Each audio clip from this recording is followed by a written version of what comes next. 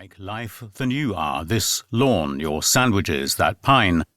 You used to laugh at the books Miss Savage read about spies and murders and violence and wild motorcar chases, but dear, that's real life. It's what we've made of the world since you died. The world has been remade by William Le Queux. William Le Queux was an early practitioner of the British spy novel, publishing England's Peril, a story of the Secret Service in 1900, and Spies of the Kaiser, plotting the downfall of England in 1909. The villain of the latter was the chief of the French Secret Service. Today he would be heard of in savage Africa. A week later he would be seen sipping his Mazagran before the Grand Café in Paris, and a few days afterwards one would read that he had sailed from Havre, Brest or Marseille to some other quarter of the globe. In other words, a supervillain, powerful, omnipresent and determined, but more a literary ancestor of the evil plotters created by Ian Fleming, another civilian who joined the fray as a naval intelligence officer in 1939, with little relation to the shabby little men of Eric Ambler or Graham Greene.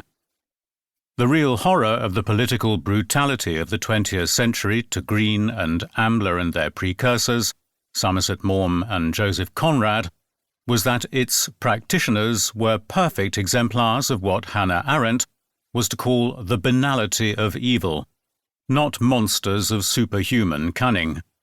Early on, Le Queux established one of the two narrative strategies that spy novels follow, mythic evil as opposed to quotidian evil. But for Greene, there was never any question of where the truth of it lay. Speaking through Arthur Rowe in Ministry of Fear, Greene says the devil and God too had always used comic people, futile people, little suburban natures and the maimed and warped to serve his purposes.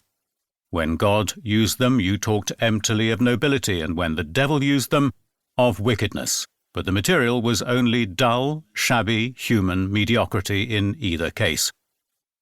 Thus Ministry of Fear follows the classic path of the literary spy novel. A hero must confront and overcome his own private darkness to confront and defeat the dark side of the world. Old as storytelling, this idea. Back up far enough and extend the focus to infinity, and you have Arthur Rowe and Homer's Achilles, with his hubris and vulnerable heel, in the same class photograph. The strength and durability of this idea means that it summons a human experience so common and ancient that it never changes. Like The Chase, which almost always concludes a spy novel, and Ministry of Fear is no different, it is a base element of genre fiction, and plays on very deep instincts, and we like, as humans, to hear about such things. A situation that perhaps did not entirely please Graham Greene. The Ministry of Fear is subtitled An Entertainment.